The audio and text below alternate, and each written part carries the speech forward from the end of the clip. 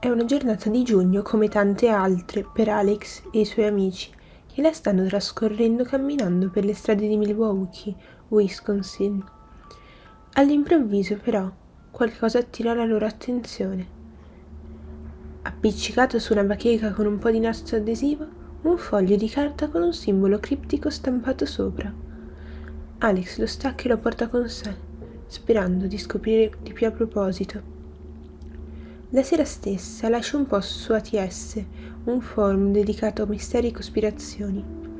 Chiede agli utenti: è un indovinello? Solo un simbolo? Credo che quello che mi sorprenda di più, oltre al fatto che è dannatamente strano, è quell'occhio inquietante al centro. Mi ricorda quello degli Illuminati. Alex ancora non lo sa, ma ha appena aperto la porta per la più misteriosa rabbit hole di tutto l'internet.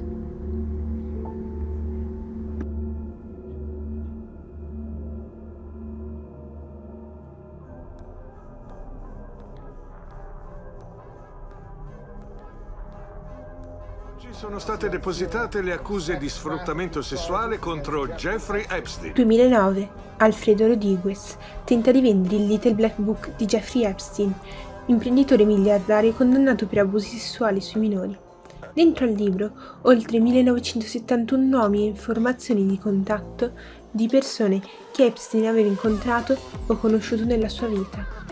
Rodriguez lo descrive come il sacro Graal che avrebbe permesso di svelare la tentacolare rete di persone coinvolte nell'abuso di minori. Prima di venderlo, però, l'avvocato lo tradisce. Rodriguez viene arrestato e l'FBI ottiene il libro. Solo 6 anni dopo, il libro verrà alla luce. È il 2015 e il blog americano Gawker pubblica la rubrica. L'internet impazza, cerca di trovare collegamenti, di svelare complotti, e qualcuno ha anche l'idea di googlare le mail di Ghislaine Maxwell, compagna di Epstein.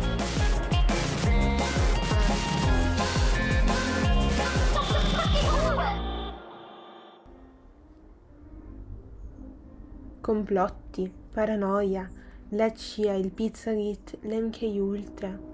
Centinaia di pagine di immagini lampeggianti e testi sconnessi, GIF colorate e HTML psichedelici. Questo è ciò che apparve allo sventurato spettatore che si era fatto guidare fin lì dall'email. Email che, come molte altre, era nascosta nel background delle pagine, nel codice sorgente. Il significato del nome, quello stesso nome che Alex aveva trovato sulla bacheca al Milwaukee, è presto detto: LHOHQ, Login Horses, Orifice Headquarters. Oggi il sito è cambiato ed è stato esplorato in lungo e in largo da quando, nel 2015, era saltato all'attenzione generale per la sua stranezza. Restano ancora, però, le stesse domande. LHHQ è un pericolo? Nasconde qualcosa? Chi l'ha creato? E soprattutto, perché?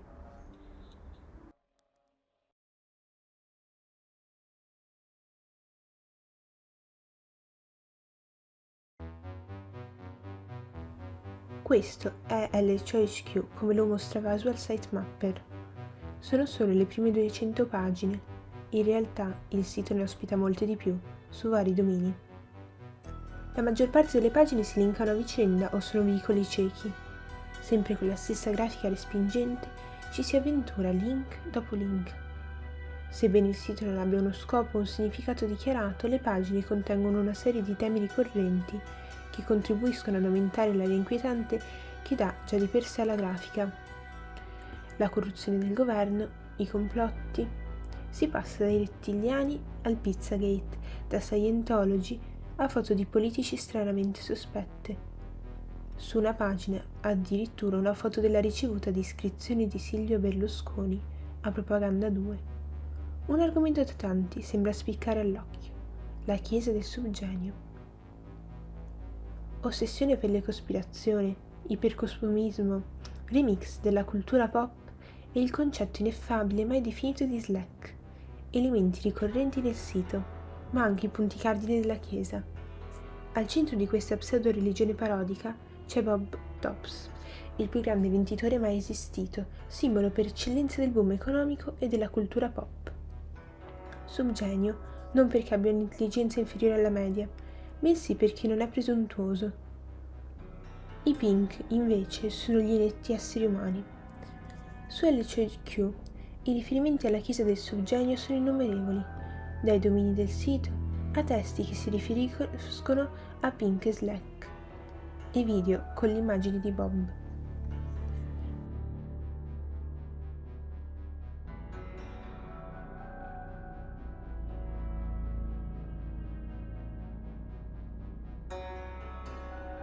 Ma questo è niente in confronto al resto.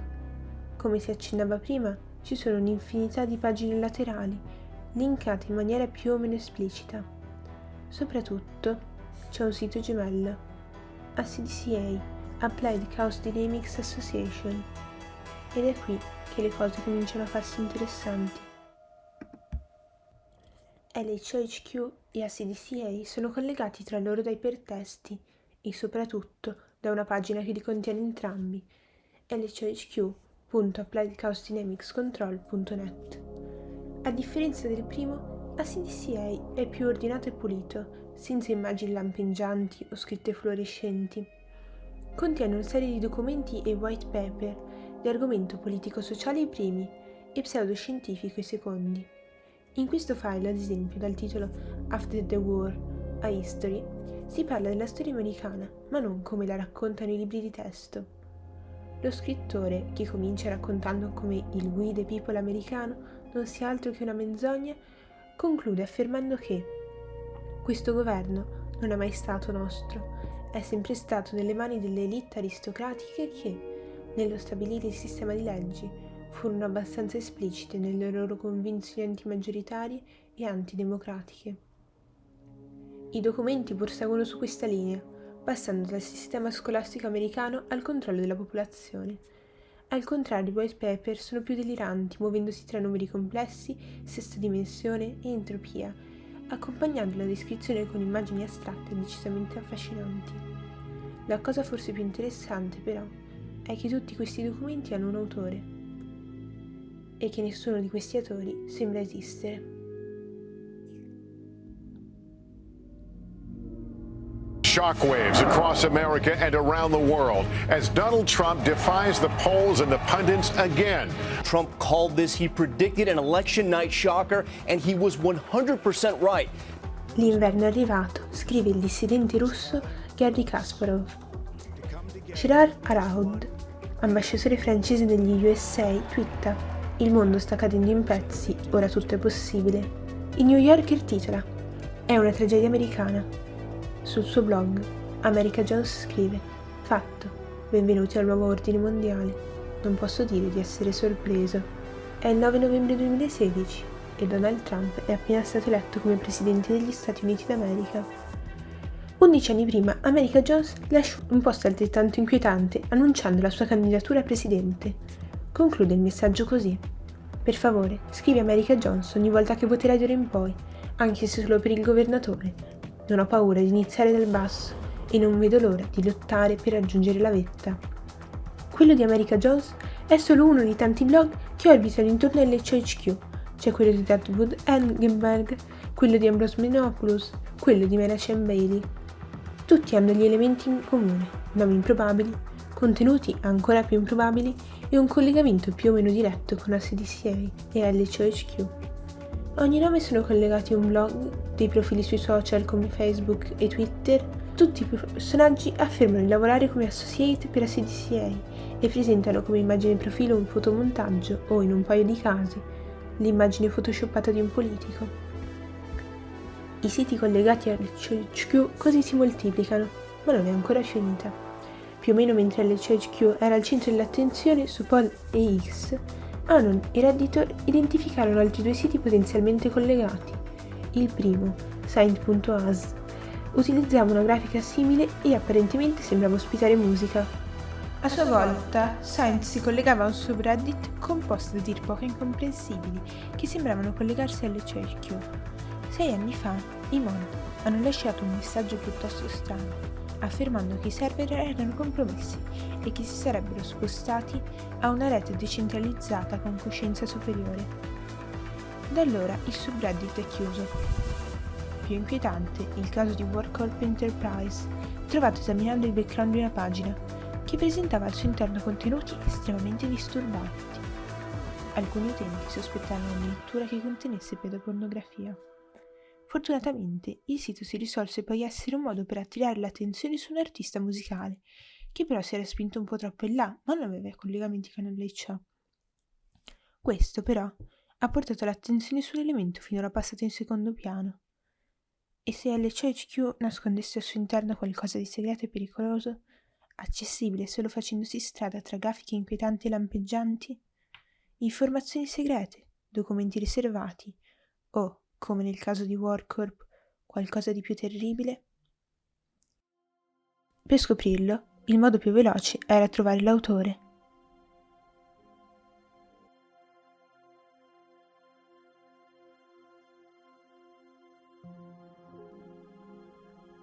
Oltre all'orbita di personaggi apparentemente inesistenti che ruotavano intorno alla CDCA, su LCHQ gli Anon erano riusciti a trovare qualcos'altro, la pagina cinema. Si sapeva che LCHQ ospitasse video e musiche, uno di questi era ad esempio il video di Bob. Ma quelli che si trovarono lì erano una cosa completamente diversa. Innanzitutto, erano corti veri e propri, alcuni narrativi, altri no, e che erano stati candidati ai concorsi, tra i quali il Milwaukee Film Festival, un luogo ormai familiare a chi girava sul sito da un po'. Ma soprattutto, i video si trovavano anche su Vimeo. E mentre su LCHQ l'unica parvenza di titoli di coda era proprio la scritta Login Gorsi Storyfies Headquarters, su Vimeo i titoli di coda avevano dei nomi: Marche Scribano, David Witzling.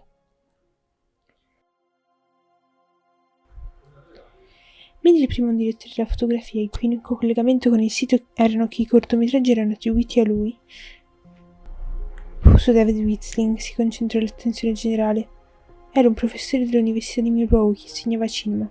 Tutto puntava su di lui. Il suo sito, che seguiva la stessa logica di LHA. Pieni di domini, immagini moderatamente strane. Alcuni suoi film, che, oltre a quelli già presenti su LHA, avevano titoli che coincidevano con i nomi delle pagine del sito. E soprattutto una pagina che sembrava finalmente risolvere il puzzle.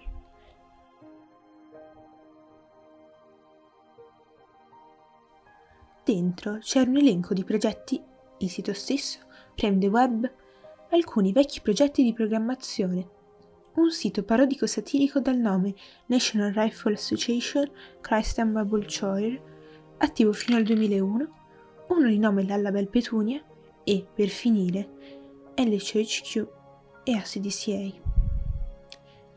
Grazie alla pagina non è difficile ricostruire perlomeno la linea temporale di LCHQ.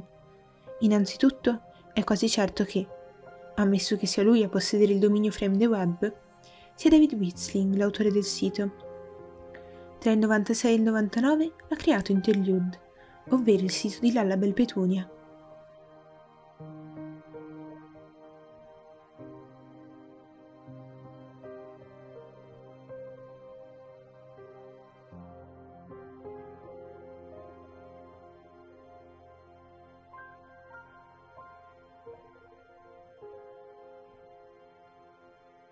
Inizialmente il sito era una sorta di galleria di immagini, foto e disegni.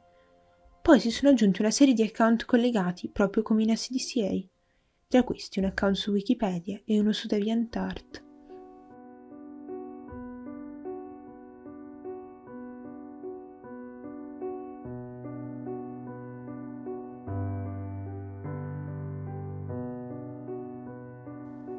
Inoltre, la Lallabelle Petunia pare essere collegata ad America Jones attraverso lettere e messaggi.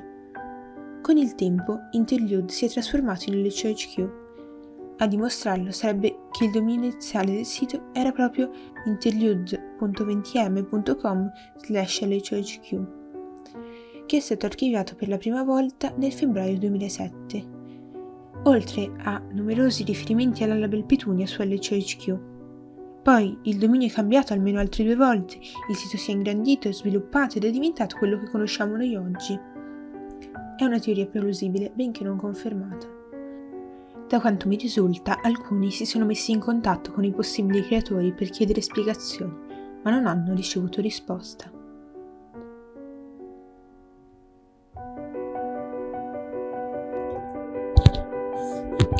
Siamo quasi giunti alla fine, ma rimane un'ultima parte da approfondire. Il perché. In questi anni le ipotesi sul sito sono state innumerevoli. C'è chi pensa che nasconda segreti pericolosi, chi crede che sia satira, chi pensa sia uno strano progetto artistico, chi lo declassa complicato ARG, chi lo ritiene, cito testualmente, un grande parco giochi per un AI. Addirittura chi teme sia un honeypot. Personalmente ritengo che l'ipotesi del progetto artistico sia la più probabile. Innanzitutto confermerebbe l'idea che David Winsling, che è essenzialmente un artista, lo abbia creato. Inoltre spiegherebbe il nome LHOHQ, che ricorda l'opera di Duchamp, LHOQ. Ha anche delle somiglianze con altri progetti di web art simili, come Superbad. Insomma, l'idea che il sito sia arte si incastrò alla perfezione nel puzzle che è LHOHQ. Eppure, mentre cercavo a proposito del sito e tra i vari thread e subreddit, mi sembrava ci fosse ancora qualcosa che mancava per comprenderlo del tutto, come un pezzo del puzzle perso sotto al divano. A trovarlo è stato un redditor che scriveva in un commento che LCO gli ricordava William Burroughs e la sua teoria del linguaggio. Così, cercando un po' in internet, ho davvero trovato il pezzo mancante. Burroughs scriveva: la mia teoria generale fin dal 1971 è stata che la parola è letteralmente un virus e che non è stata riconosciuta come tale perché ha raggiunto uno stato di relativamente stabile simbiosi con il suo ospite umano. Vale a dire, il virus parola si è imposto così saldamente come parte accettata dall'organismo umano da poter adesso sghignazzare dietro ai virus gangster come la varicella e spedirli all'Istituto Pasteur. Ma la parola porta chiaramente l'unica caratteristica di identità del virus. È un organismo senza altra funzione interna che quella di replicare se stesso. E la terapia antivirale di Burroughs presupponeva proprio una rottura nell'ordine del linguaggio e la creazione di un ambiente ostile al suo propagarsi. La sua tecnica del cut-up, piegare e tagliare pezzi di pagine di un testo per rimetterli assieme in combinazioni secondo frequenze diverse ricorsive, era proprio fare questo, lacerare il velo di maglia del linguaggio e del pensiero per accedere a una dimensione diversa, intravedere mondi possibili che vanno il muro che ci separa dalla liberazione, decodificare e ricodificare il codice genetico della parola. Con Burroughs le arti sono diventate scienze del transito, non più tese a riportare l'invisibile nel visibile, ma il vivibile nell'energia della contaminazione, del libro, della chimera, della doppia abitabilità. E non è in fondo lo stesso chi fa David Winsling o chi per lui con LHOHQ? Transiti, cambiamenti di stato, mutazioni, virus, passaggi di meme. Fernanda Pivano, in prefazione all'edizione italiana del Pasto Nudo, afferma che totalitarismo, capitalismo, tirannia psichica, razzismo, guerra nucleare, tossicodipendenza, lavaggio mentale, tecnologia quasi fantascientifica al potere sono i veri protagonisti di tutti i libri di Burroughs. Non li abbiamo forse già sentiti, anzi visti nell'I.C.O. Non resta che concludere allora con le parole dello stesso scrittore. Language is a virus, from the outer space. E, aggiungo io, LHOHQ nella perfetta dimostrazione.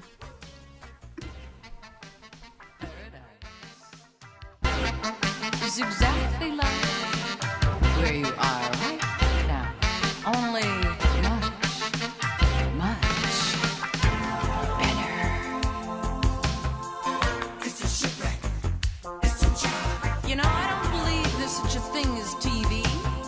I mean, they just keep showing you the same pictures over and over.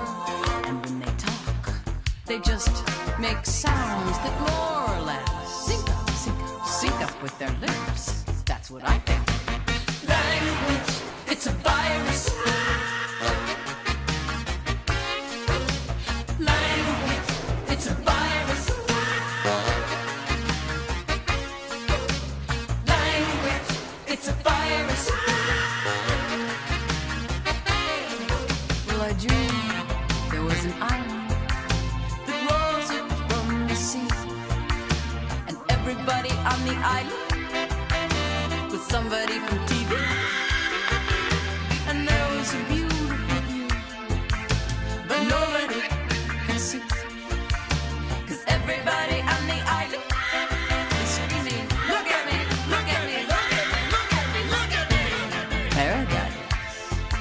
is exactly like where you are right now.